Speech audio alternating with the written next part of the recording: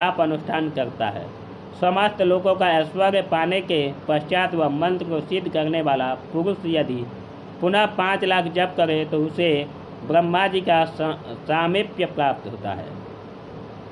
पुनः 5 लाख जाप करने से सारूप्य नामक ऐश्वर्य प्राप्त होता है। 100 लाख जप करने से वह साक्षात ब्रह्मा के समान हो जाता है। इस तरह कार्य ब्रह्मा हिरण्यगर्भ का सायुज्य प्राप्त करके वह उस ब्रह्मा का प्रलय होने तक उस लोक में यथेष्ट भोगता है। फिर दूसरे कल्प का आरंभ होने पर वह ब्रह्मा जी का पुत्र होता है। उस समय फिर तपस्या करके दिव्य तेज से प्रकाशित हो वह क्रमशः मुक्त हो जाता है।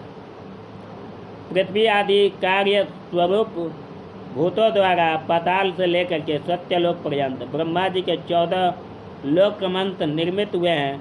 सत्यलोक ऊपर क्षमालोक तक जो 14 भुवन है वे भगवान विष्णु के लोक हैं। क्षमालोक से ऊपर सूचीलोक पर्यंत तक 28 भुवन स्थित हैं जो सूचीलोक के अंतर्गत आते हैं। कैलाश में प्राणियों का संहार करने वाले रुद्रदेव विराजमान हैं। सूचीलोक में ऊपर अहिंसा लोक पर्यंत 56 भुवनों की स्थित है।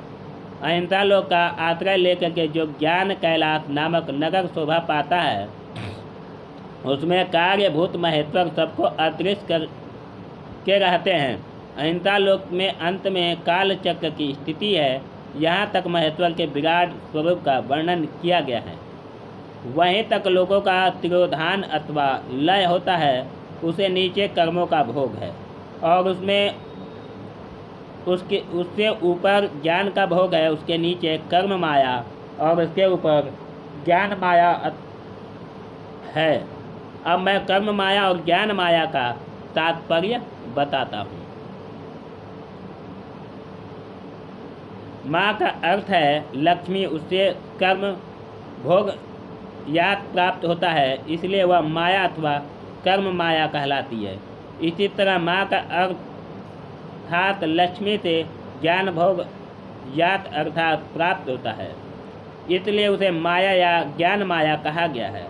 उपयुक्त सीमा से नीचे नश्वर भोग है और उसे ऊपर से नित्य भोग, उससे नीचे ही तिरोधान अथवा लय है। ऊपर नहीं, वहाँ से नीचे ही कर्ममय पाशों द्वारा बंधन होता है। ऊपर बंधन का सदा अभाव है। इसे नीचे ही जीव सकाम कर्मों का अनुसरण करते हैं। विभिन्न लोकों और योनियों में